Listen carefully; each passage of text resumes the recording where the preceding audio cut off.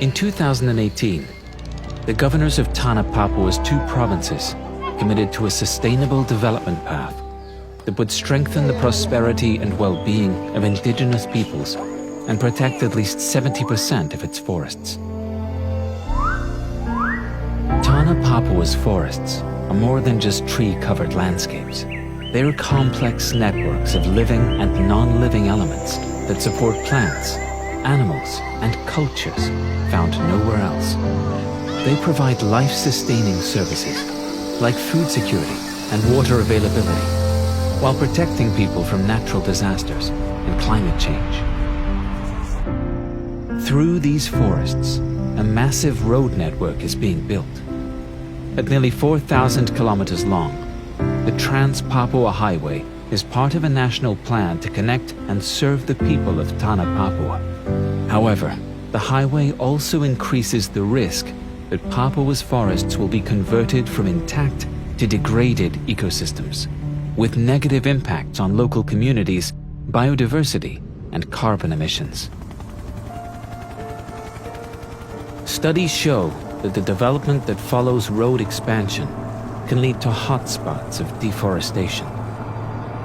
For example, the expansion of roads in Sumatra and Borneo over the last 20 years supported the loss of as much as 25% of forest habitat, with most permanently converted to commercial agriculture, like oil palm. In Tanah Papua, only 2% of forests were cleared during that same time period.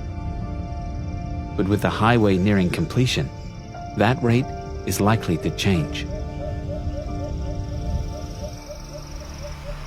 The Trans-Papua Highway passes through some of Indonesia's most rugged landscapes, from coasts to forests to its highest mountains. In 2009, Kenyam was a roadless village surrounded by forest along the Pomats River. Satellite records show that road construction first reached the village from the south. By 2013, it had crossed the river into Lorentz National Park, a protected UNESCO World Heritage Site. The road cut through the park's fragile alpine ecosystems on its way to connect with towns in the north. And by 2020, another segment arriving from the east was nearly complete. As the highway continues to expand, so does the urban footprint of Kenyam and other villages along the route. Since 2000, in Tanah Papua, new roads in growing towns accounted for 15% of forest loss, a total of more than 115,000 hectares. During the same time period, 120,000 hectares were cleared for industrial logging. In the Bomberai Peninsula alone, a dense logging network led to the loss of over 52,000 hectares. While many of these networks are temporary, their scale is extensive. And the vast, uncut forests that remain within lands already slated for logging are at a high risk of degradation or loss.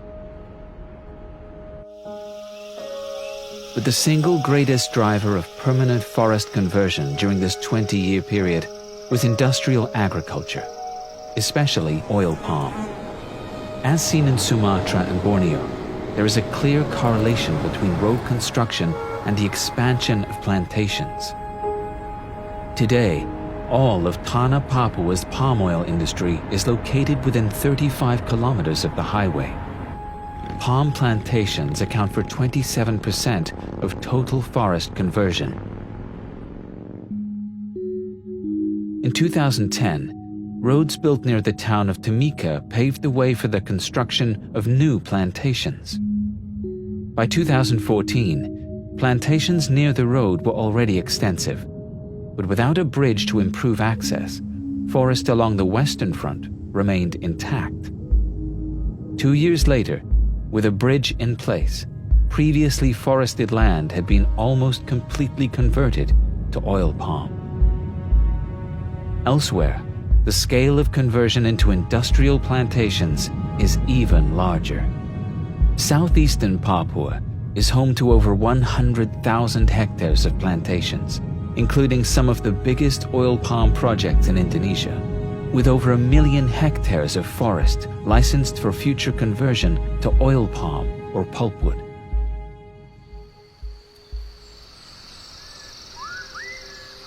Tanah Papua's forests and the future of its sustainable economy are at a turning point. As of 2021, forest loss over the last 20 years has been limited. But as seen in other parts of Indonesia, deforestation driven by unmanaged road development could be extensive.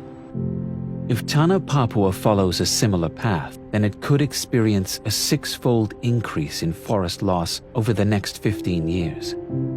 Data-driven models accounting for factors like topography, roads, and existing concessions have identified areas at the highest risk of future loss.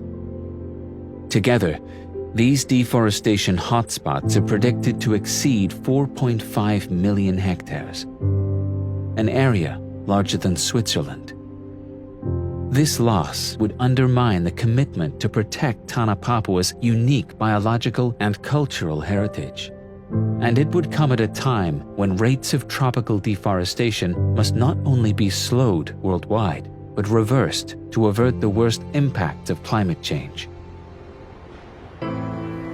Infrastructure initiatives like the Trans-Papua Highway can benefit local communities by providing access to new development opportunities.